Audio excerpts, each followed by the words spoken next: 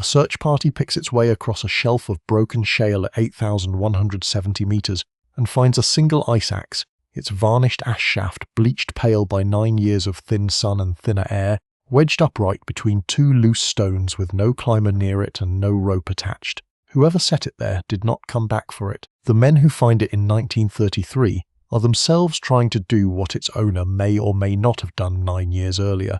stand on the highest point of the Earth's surface and walk back down alive.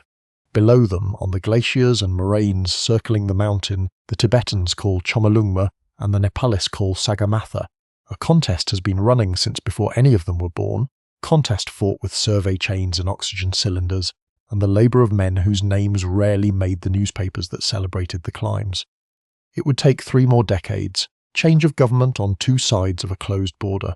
and one morning in late May before anyone could say for certain who had reached the top and lived to tell it. On the morning of June 8, 1924, a geologist named Noel Odell climbs alone toward the North Col of Everest and stops to catch his breath below a rock step called the Second Step, more than 8,500 meters above sea level. Through a brief clearing in the cloud, he sees 2 small dark shapes moving against the snow far above him, climbing toward the top of the step, and then the cloud closes again, and he never sees them a second time. The 2 shapes are George Mallory, 37 years old and already on his 3rd Everest expedition, and Andrew Irvine, 22, a strong young oarsman brought along mainly for his skill with the temperamental oxygen sets the British had carried up the mountain. Neither man comes back down. Search parties comb the upper slopes for days without finding a trace, and the expedition eventually turns for home carrying only a story with no ending.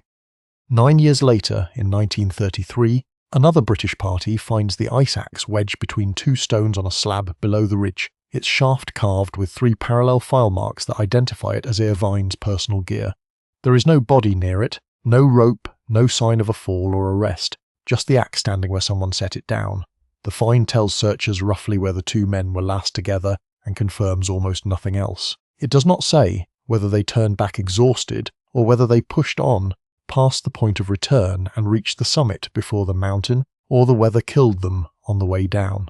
Mallory had told a companion before the climb that he meant to leave a photograph of his wife, Ruth, at the top if he ever stood there. When his body is finally located in 1999, 75 years after he vanished, remarkably preserved by the cold and dry air at nearly 8,200 meters, no photograph is found among his effects, a detail some climbers and historians take as suggestive evidence he reached the top, and others explain by pointing out that a fallen man's pockets do not always keep what he carried up. His companion's body and the small Kodak camera Irvine is known to have carried are never found at all, so the film that might have settled the question if it survived decades of cold has never been developed. The mystery is not really about 2 men.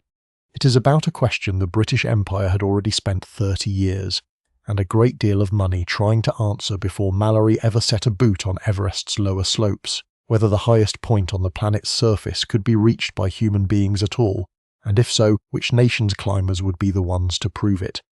Long before ropes and oxygen cylinders and lost cameras, the argument had started somewhere much quieter, in a surveyor's tent on the flat plains of northern India, with men trying only to agree on how tall the mountain actually was. For most of the 19th century, no surveyor working for the British Empire is allowed to set foot in either of the 2 countries that share the mountain. Nepal has closed its borders to nearly all foreigners since 1816, wary of the same East India Company armies that have already absorbed most of the Indian subcontinent, and Tibet keeps its own borders shut for similar reasons. So the men measuring the Himalaya for the Great Trigonometrical Survey of India do their work from up to 150 miles away, setting up brass theodolites on the flat plains of Bihar and triangulating the height of distant peaks by the angles at which they appear against the horizon, a method that requires no permission to cross any border at all. In 1847, a surveyor named Andrew Waugh notices an unnamed peak, recorded only as Peak 15 in the survey's ledgers, appearing unusually tall from 6 separate observation stations. Working out a mountain's true height from that distance means correcting for the curvature of the Earth, the bending of light through miles of atmosphere, and the small errors that creep into any measurement made with 19th century instruments, and the calculations take years. The man who finally does the arithmetic, in 1852, is a Bengali mathematician named Radhanath Sikdar, one of the survey's senior computers, working through the corrections at the survey's headquarters in Dehradun. His result comes out to exactly 29,000 feet, a number so suspiciously round that his supervisors add 2 feet to it so no one would think they had simply guessed, and publish it as 29,002 feet, or about 8,840 meters. It is, by the numbers on hand, the tallest point ever measured on the surface of the Earth. Waugh proposes naming it after his predecessor as Surveyor General, Sir George Everest, even though Everest himself objects, on the reasonable grounds that the survey's own policy was to use local names wherever they existed, and that this peak plainly already had names on both sides of it. The survey's answer is that no consistent local name has reached them, since neither Tibetans near Rongbuk nor Nepalis in the Khumbu region have ever needed to name a peak. Most of them cannot even see clearly from their own valleys, screened as it is behind closer ridgelines. The Tibetan name, Chomolungma, meaning roughly Goddess Mother of the World, and the later Nepali name Sagarmatha, both describe a mountain sacred to the people living in its shadow, not a summit to be raced to and stood upon. The British name wins out anyway, stamped onto imperial maps under a title chosen by committee, for a peak that at this point in 1852 has been seen up close by exactly no European, and by very few of the people who actually lived nearest to it. It would be another 68 years before anyone from outside the region got permission to walk toward it at all. Through the second half of the 19th century and into the 20th, the mountain named after a surveyor sits behind 2 locked doors at once. Nepal's rulers, the Rana family who hold real power behind the country's kings, keep the country closed to nearly all outside travel until 1949, wary of the same pattern that swallowed India, a trading company's men arriving first, and an occupying government arriving not long after. Tibet, ruled from Lhasa by the Dalai Lama's government, keeps its own doors shut for reasons of its own, suspicious of British ambitions after a punitive British military expedition marched into Lhasa itself in 1904, chasing rumours of Russian influence there. For a Western climber, that leaves no legal route to Everest at all for most of this period, only rumours from the few travellers, traders, and surveyors' disguised native assistants who had glimpsed the peak from a distance and confirmed that it really was as tall as Sikdar's arithmetic said. The opening, when it finally comes, is narrow and political rather than mountaineering-driven. In 1920, the British diplomat Charles Bell negotiates access to Tibet with the 13th Dalai Lama, partly by offering rifles and other assistance against the same Chinese claims of authority that Tibet has resisted for decades, and as part of the wider relationship, the Tibetan government grants permission for a British party to approach Everest from the Tibetan side the following year. The 1921 Reconnaissance expedition that results is not an attempt to climb the mountain at all, but a survey trip tasked with simply finding a workable route to its base, since no one from outside the region has ever mapped the approach on foot. George Mallory, a schoolteacher and Cambridge-educated climber already known in British mountaineering circles, joins this expedition and gets his first close look at the mountain from the Tibetan side, climbing to the North Col and reporting back that a route to the summit along the North Ridge appears possible, difficult, but possible. The 1921 party also brings back the first reasonably accurate maps of Everest's northern approaches, made by surveyors working alongside the climbers, filling in a blank that had sat on British maps for nearly 70 years. None of this happens quickly or smoothly. Tibetan officials remain wary through every subsequent negotiation. Permission is granted expedition by expedition rather than as a standing right, and every British party through the 1920s and 1930s knows its access could be revoked at any point a Lhasa official decides the foreigners have overstepped. For now, in 1921, the door is open just wide enough for one route and one attempt at a time, and the British mountaineering establishment, flush with confidence from an empire that still controlled a quarter of the globe's land, begins organising to send a much larger party back the following year, this time to actually try for the top. The 1922 British expedition carries something no one had brought up a mountain before in this way: steel cylinders of compressed oxygen strapped to climbers' backs and fed through rubber tubing to a mouthpiece, an apparatus designed to help the body cope with air so thin that at 8,000 metres it holds roughly a third of the oxygen available at sea level. The equipment is heavy, prone to leaking at its brass fittings in the cold, and deeply controversial among the climbers themselves. Several senior members of the expedition, Mallory included in his early opinions, regard bottled oxygen as something close to cheating, a mechanical crutch that would make any summit reached with its help feel like a lesser achievement than one reached on lungs alone. A physiologist named George Finch, an Australian-born chemist who had studied the effects of altitude scientifically before the trip, disagrees sharply, arguing that the human body simply cannot do the necessary work at that altitude without help, no matter how fit or determined the climber. Finch gets his chance to test the argument directly, climbing with a young officer named Jeffrey Bruce in May 1922. Using his oxygen sets, Finch reaches roughly 8,320 meters, higher than any human being has verifiably climbed before, edging past a height reached days earlier without oxygen by Mallory's own party. It is the first time anyone has climbed above 8,000 meters on record, and it happens because of the very equipment half the expedition considers ungentlemanly. The climb nearly kills both men anyway. A storm traps them in a tent at high camp for a night, one oxygen set fails, and they descend in a state of exhaustion that leaves no doubt about how close the mountain had come to ending the argument for good. The expedition also suffers a heavier cost that season. On a later attempt without oxygen, an avalanche below the North Col kills 7 porters, all of them men from the region hired to carry loads up the mountain's lower slopes, a disaster that receives far less attention in the British press than the height records set by the climbers above them, and a pattern of unequal grief that would recur across every decade of Everest expeditions that follow. The 1922 season ends without a summit, but it settles one question even as it leaves the moral argument unresolved. Bottled oxygen works dramatically, and any expedition serious about reaching the top would need to decide whether serious meant using every tool available or refusing the ones that felt like they diminished the achievement. That argument would still be running 2 years later, when Mallory, a converted believer in oxygen by then, and Irvine, chosen largely for his mechanical skill with the sets, set off toward the same ridge Finch had proven a body could survive above. The controversy over oxygen did not end with Finch's climb. It hardened into 2 rival philosophies that would shape Everest attempts for the next 3 decades. One camp, rooted in the amateur ideals of alpine climbing, held that a summit reached with mechanical assistance was tainted, no different in spirit from riding a cable car partway up a peak and calling the rest a first ascent.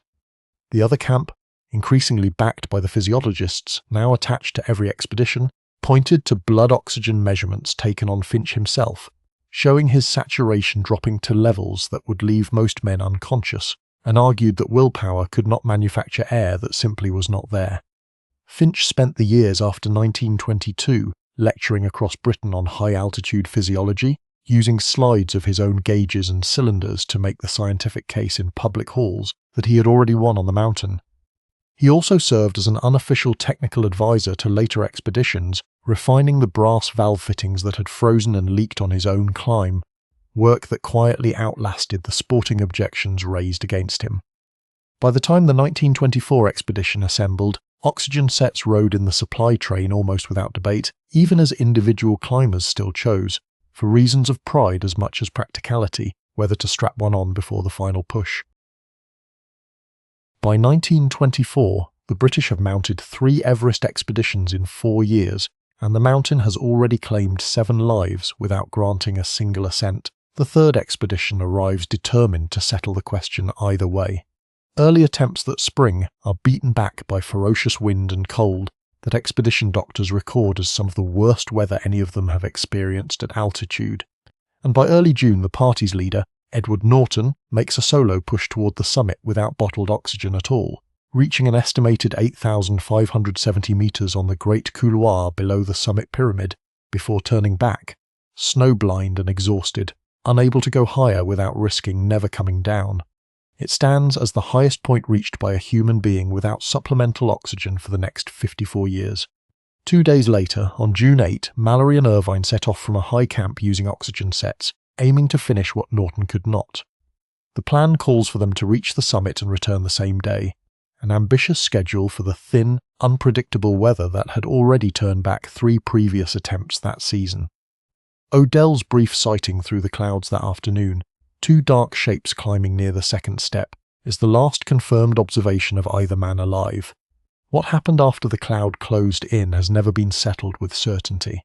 The second step is a nearly vertical rock band roughly 40 meters high, a serious obstacle for a climber without modern fixed ropes, and some historians argue that reaching and surmounting it in the time O'Dell describes would have been extraordinarily difficult. Pushing the pair's realistic summit chances lower, others point to a 1975 report, later echoed by a 1960 Chinese expeditions account, of an ice axe or a body glimpsed near that stretch of ridge, and argue the pair may have pressed on regardless. The 1933 discovery of Irvine's ice axe placed the two men roughly where O'Dell had seen them, but settled nothing about what came next. When Conrad Anker, an American climber on a 1999 research expedition dedicated to the mystery, finds Mallory's body lower on the mountain, the position and the injuries suggest a fall, likely during the descent rather than the ascent, which some read as circumstantial evidence he had already turned back from, or come down from, the summit before he died. No camera, no photograph of Ruth, and no answer travel down the mountain with him. The 1924 expedition returns to Britain with a story that captures the public imagination, precisely because it refuses to resolve, and with a hard, practical lesson the next generation of British expeditions cannot ignore. Reaching the summit and reaching it in a state to climb back down were turning out to be two entirely different problems, and the mountain was in no hurry to make either one easier. After 1924, nearly a decade passes before another expedition returns, delayed by Tibetan officials growing wary of the growing scale and disruption of these British parties, and it is not until 1933 that permission is granted again.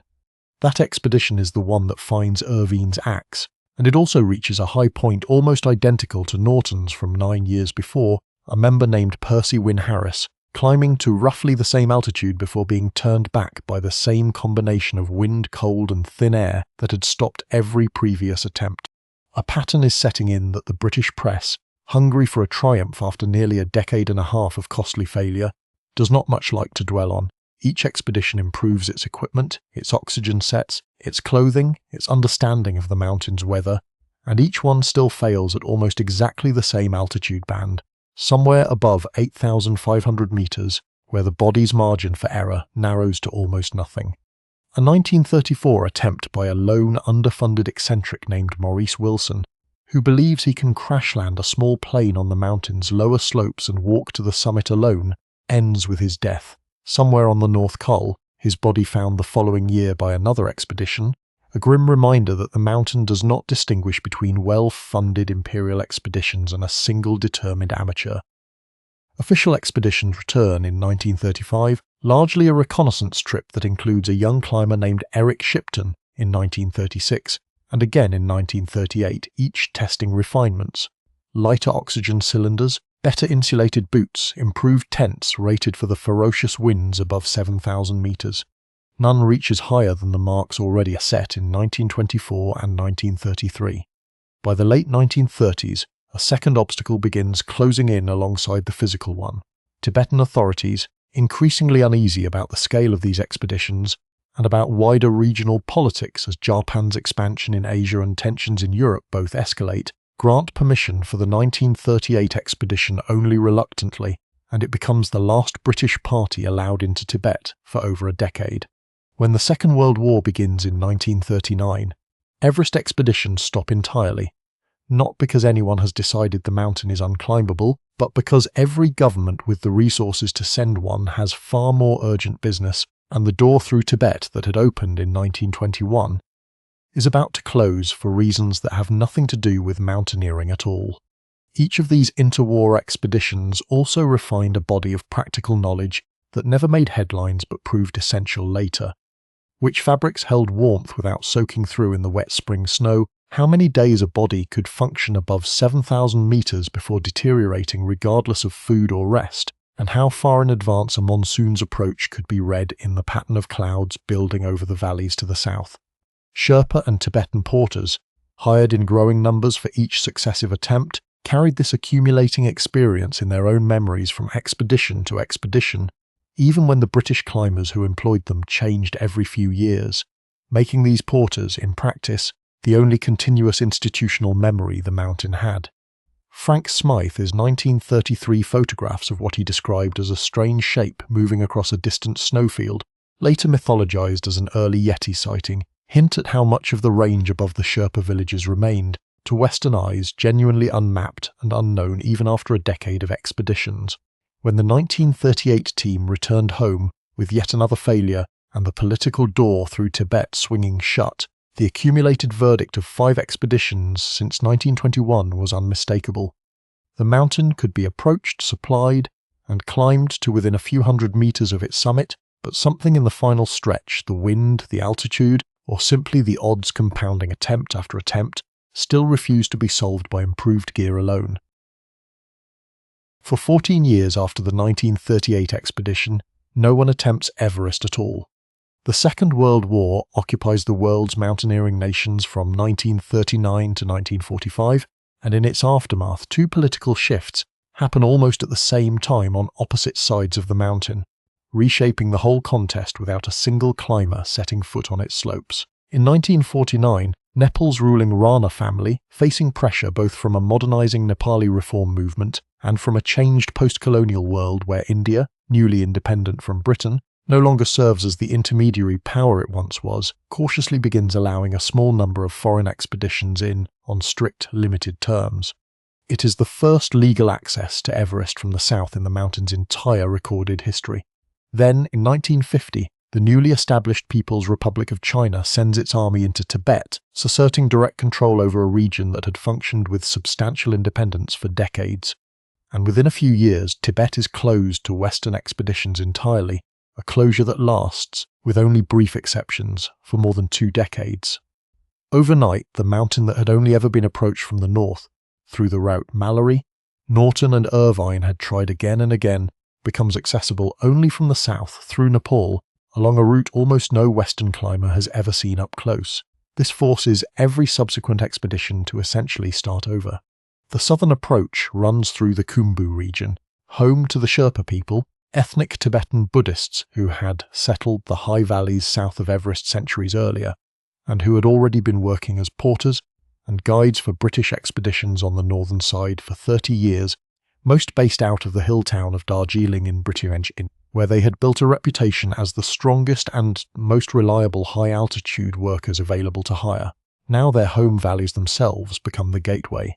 A British reconnaissance team led by Eric Shipton, the veteran of the 1935 and 1936 attempts, gets permission in 1951 to explore this new southern approach and identifies a route through the Khumbu icefall, a chaotic, constantly shifting field of glacier ice riddled with crevasses, leading up into a high basin below the summit that the British name the Western CWM.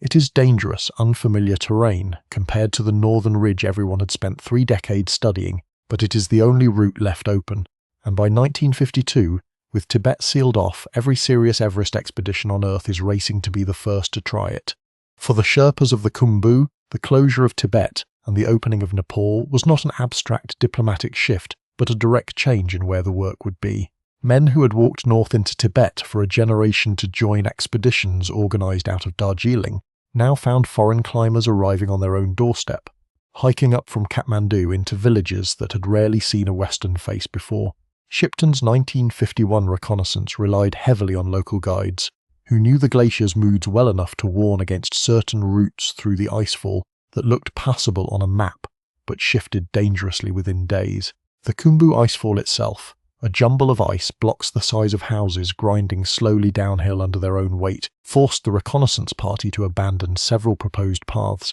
before settling on one they judged survivable, a judgment every subsequent expedition would have to renew each season, since the ice never sat still long enough to make any route permanent.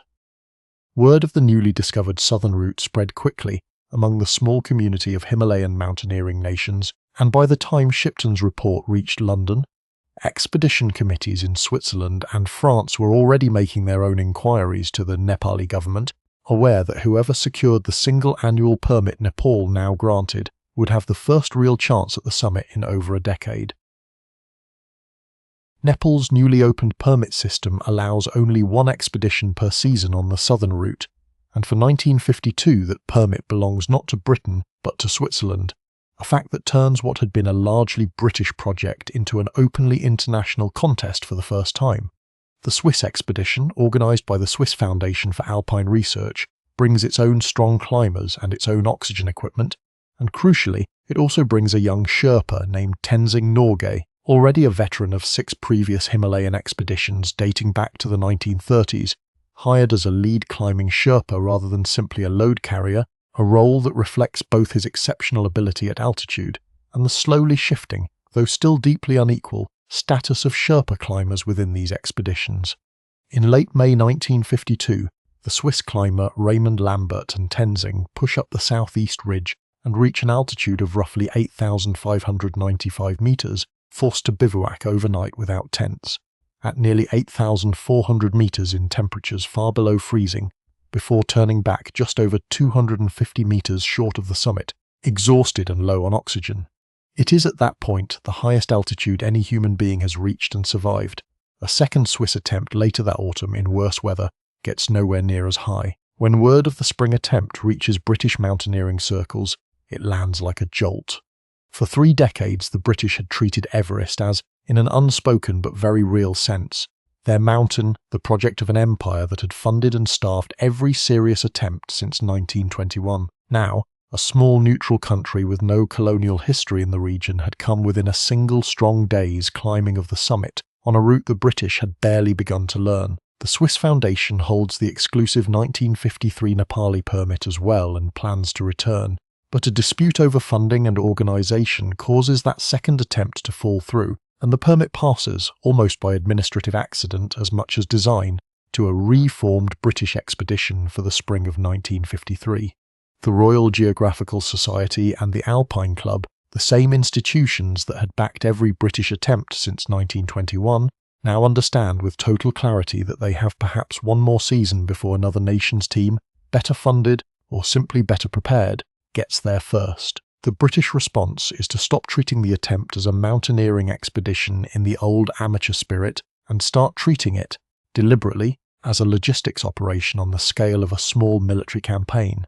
Lambert and Tenzing's overnight bivouac without tents remains one of the more remarkable footnotes of the entire era. The 2 men dug into the snow at nearly 8,400 metres with almost no shelter, sharing what warmth they could, and surviving temperatures that would kill an unacclimatized person within hours, a testament as much to Tenzing's accumulated high-altitude experience as to Lambert's alpine toughness. Swiss expedition doctors later credited the pair's survival partly to the slow, deliberate acclimatization schedule the team had followed on the approach, resting at intermediate camps longer than earlier British expeditions typically had. News of the Swiss near-miss reached Kathmandu's small foreign community well before it reached London in full detail, carried down by runners and radio operators, and some accounts suggest British officials at the embassy there quietly began lobbying Nepali authorities about the 1953 permit,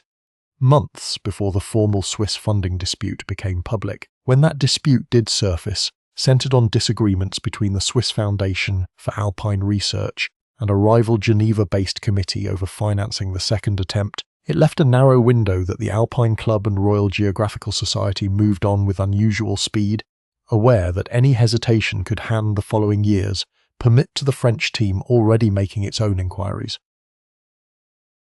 The man chosen to lead the 1953 expedition is Colonel John Hunt, a British Army officer with genuine Himalayan climbing experience, but, just as importantly, with a professional soldier's instinct for logistics, planning the ascent the way he might plan a supply chain for a military operation, rather than the way earlier expeditions had improvised their way up the mountain. Hunt's plan requires an enormous quantity of equipment and food moved from Kathmandu, itself reachable at the time only after roughly 275 kilometres of walking, since Nepal has no roads capable of carrying it, all the way up the Khumbu Valley to a base camp below the icefall, and from there through a series of higher camps stocked in relays. To move it all, the expedition hires roughly 360 local porters for the approach march alone, along with a smaller, more specialised team of around 20 high-altitude Sherpa climbers who would carry loads far above base camp, into terrain that ordinary porters could not safely work in. Among that specialised team is Tenzing Norgay, hired this time not merely as a strong climbing Sherpa, but effectively as Hunt's co-leader on matters of Sherpa organization and Himalayan technique, a recognition of his experience that still falls well short of the formal equality he had, by then clearly earned through a decade and a half of expeditions. The expedition's engineers redesigned the oxygen apparatus from scratch, correcting flaws that had plagued every set since Fint's original 1922 design, building lighter open-circuit sets for the climb itself, and separate closed-circuit sets, which recycle the climber's own exhaled breath, rather than venting it, intended for sleeping at the highest camps. Physiologists attached to the expedition run tests on the climbers throughout the approach, measuring how each man's body responded to the thinning air, information earlier expeditions had gathered only anecdotally through trial and near-fatal error. Hunt selects 2 pairs of climbers as his summit candidates, with a plan to send the first pair up as high as possible to establish the final camp and make an attempt, and if they failed, to send a second pair up close behind them to try again while the weather and the remaining oxygen supplies still allowed it.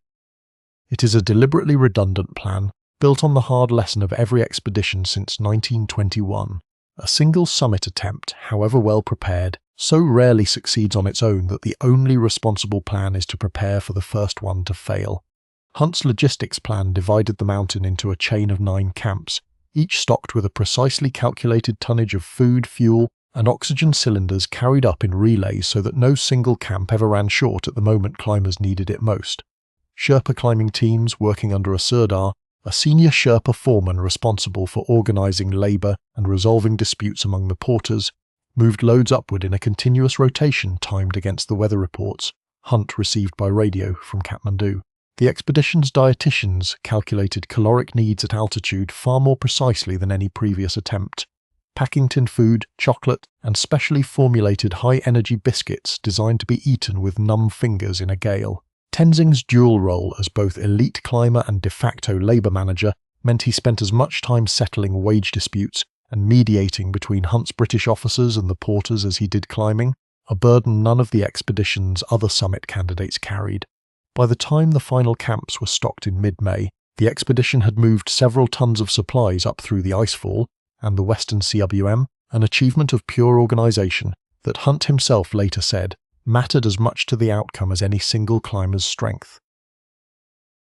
By late May 1953, after weeks of relaying loads up through the Khumbu icefall and establishing a chain of camps rising through the Western CWM and onto the mountain's upper flank, Hunt's first summit pair, Tom Bourdillon and Charles Evans, set out on May 26 using the newly designed closed-circuit oxygen sets, the ones built to conserve gas by recycling exhaled breath. The equipment proves troublesome almost immediately, with one set malfunctioning partway through the climb, forcing Evans to continue on reduced oxygen flow while Bourdillon, an engineer by training who had helped design the very apparatus now failing him, works to keep both sets functioning as they climb.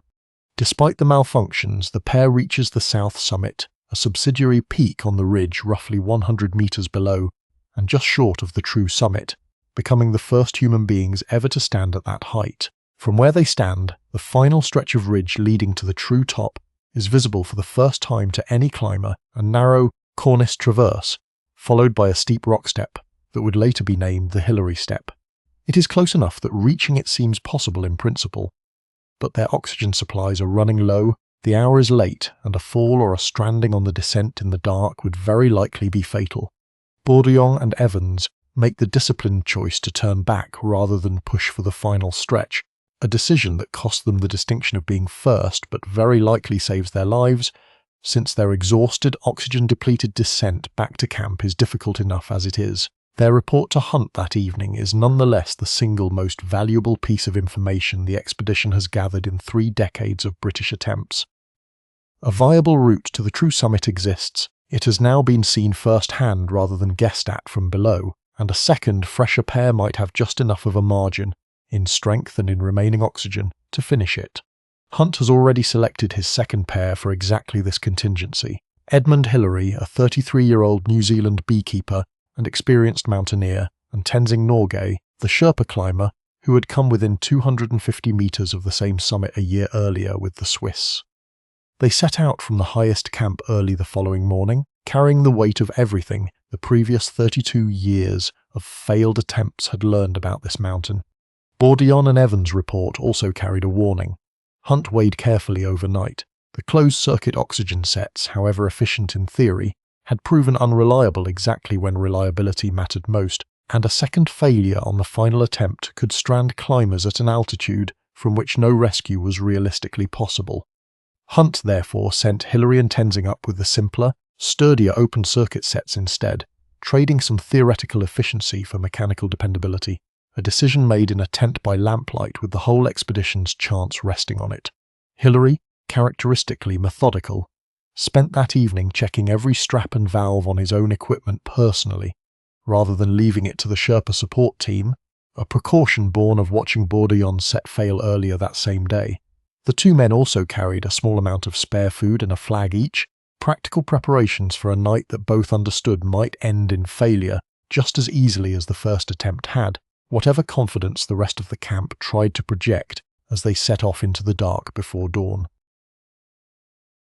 Hillary and Tenzing leave their tent at the 9th and highest camp before dawn on May 29, 1953, at roughly 8,500 meters, and find that Hillary's boots have frozen solid overnight, forcing him to spend an hour warming them over a small stove before he can even put them on.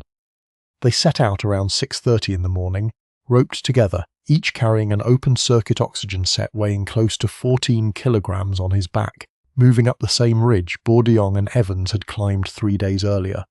They reached the south summit by around 9 in the morning, further and faster than the previous pair had managed, and stand looking at the final ridge for themselves, a narrow crest of snow with a sheer drop of roughly 2,400 meters falling away on the Tibetan side, and a nearly as severe drop on the Nepali side, leading to a vertical rock step around 12 meters high, later named the Hillary Step, blocking the final approach. Hillary finds a crack between the rock face and a wall of ice on one side of the step wide enough to wedge his body into, and climbs it using a technique borrowed from rock climbing back home in New Zealand, hauling himself up while Tenzing belays the rope from below.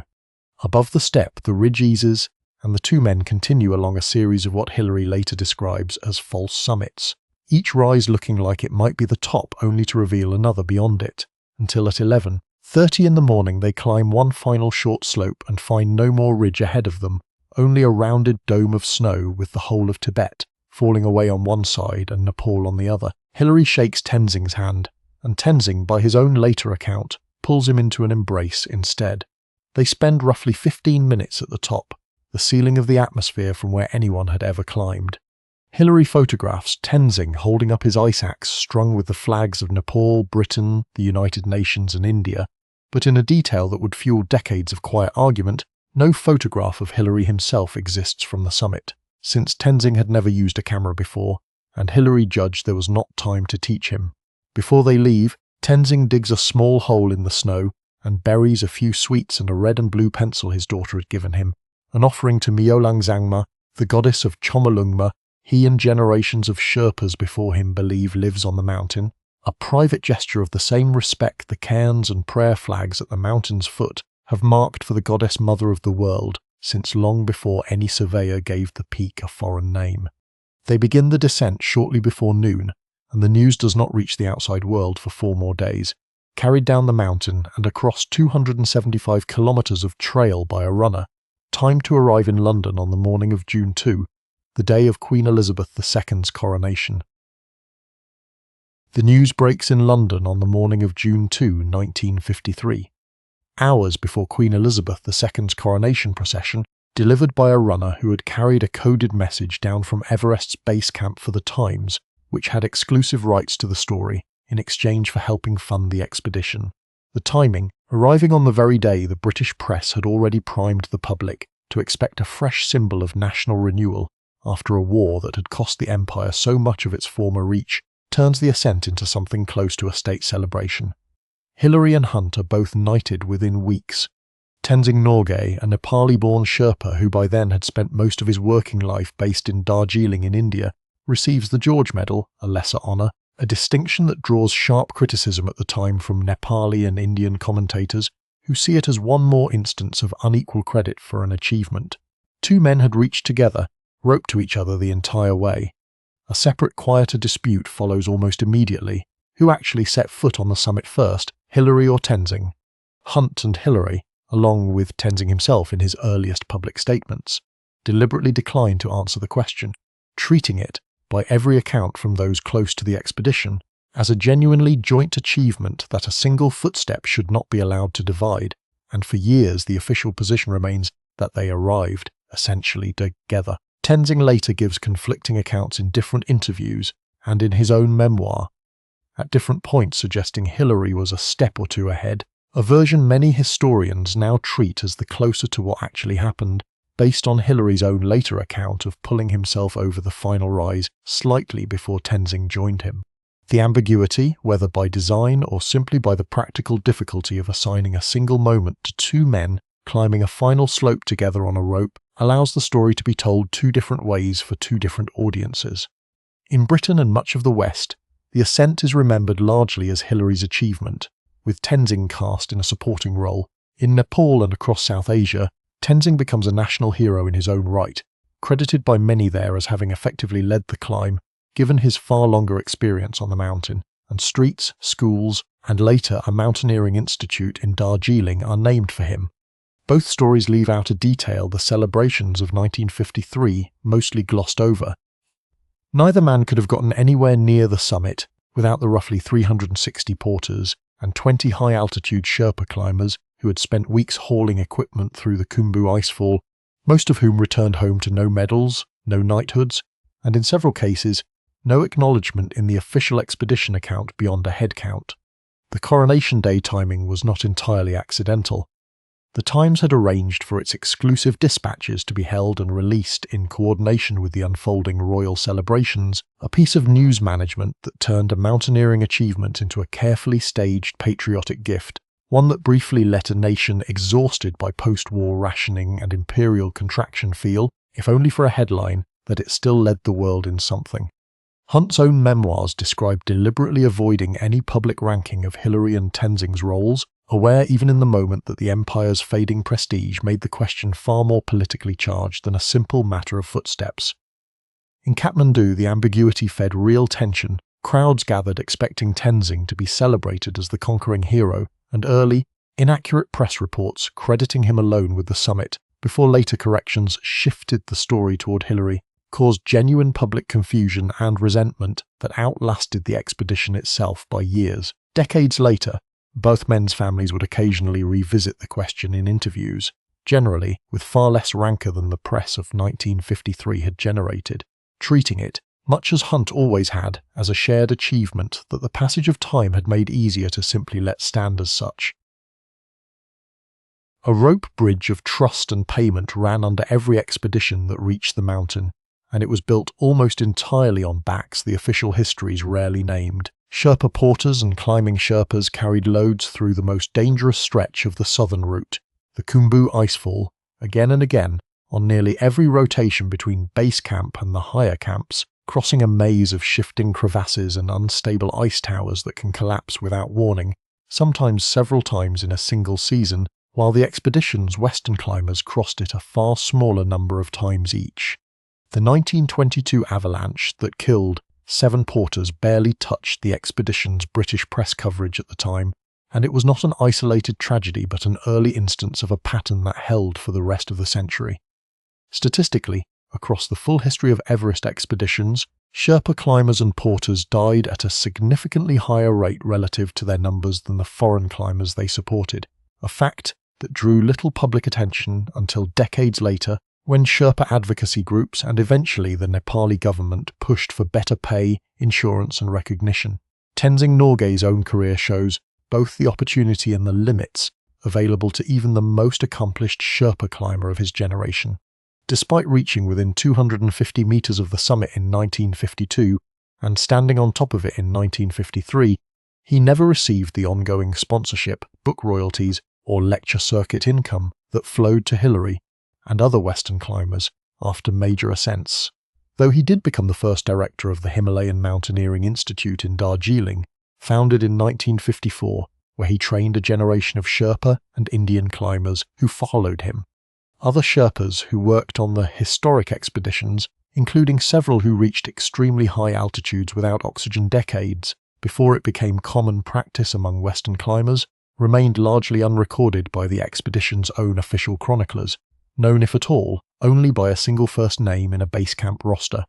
Foreign climbers paid for the experience and took the credit. Sherpas provided the specialized high-altitude labor that made the experience survivable. That arrangement hardened into the basic structure of Everest expeditions for the rest of the 20th century and remains largely unchanged today, even as individual Sherpa climbers have become internationally famous mountaineers and business owners in their own right.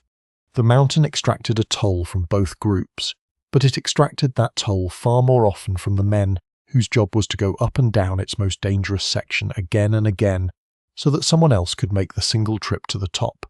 That imbalance eventually produced its own reformers.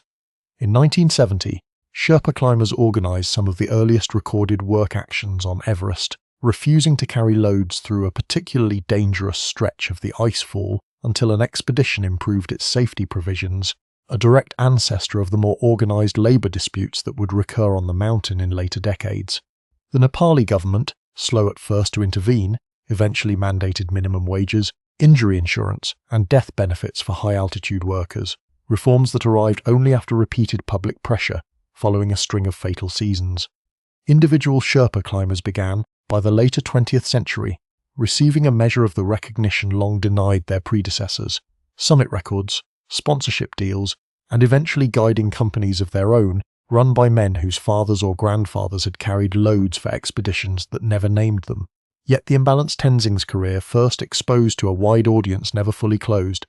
Even in recent decades, the workers who fix the ropes through the icefall each season, who ferry oxygen bottles to the highest camps, and who guide inexperienced clients through the mountain's most lethal terrain remain. Disproportionately, Sherpa men working for wages a fraction of what their clients paid for the expedition, still carrying the weight that made every recorded summit since 1953 possible.